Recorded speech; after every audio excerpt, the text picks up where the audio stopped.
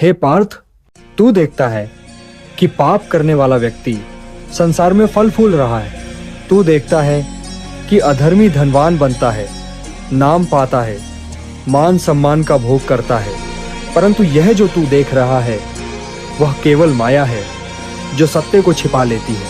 हे पार्थ, जो व्यक्ति अधर्म करता है वह बाहर से कितना भी चमकता हुआ दिखे, भीतर से वह भय, भ्रम और चिंता से घिरा होता है। वह अपने कर्मों के परिणाम से सदा डरता है। उसे लगता है कि वह सब कुछ पा रहा है, पर उसकी आत्मा को तृप्ति नहीं मिलती।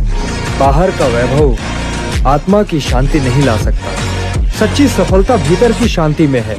पापी व्यक्ति माया के पीछे भागता है, पर वह यह नहीं जानता कि माया उसे सत्य से दूर कर रही है।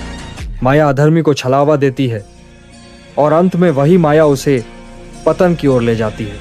हे पार्थ, पाप का फल निश्चित है। वह चाहे आज न मिले पर कल अवश्य मिलेगा। जैसे वटवृक्ष धीरे धीरे बढ़ता है, वैसे ही पाप का परिणाम भी धीरे धीरे आकार लेता है। वह दिन आता है जब अधर्मी का संपूर्ण वैभव, मान और सत्ता एक क्षण में नष्ट हो जाती है। धर्म अटल है, अधर्म क्षणिक। काल सभी का लेखा जोखा रखता है।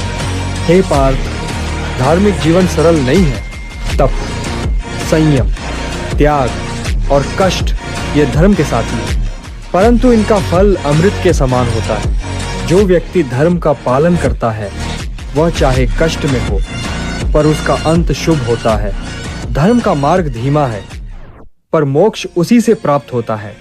हे पार्थ, अधर्मी को भोग यानी खाने, पहनने और ऐश्वर्य का सुख मिलता है, पर धर्मी को योग यानी आत्मा, ब्रह्म और शांति का सुख मिलता है। भोग एक समय के बाद रोग बन जाता है, पर योग अमरता की ओर ले जाता है।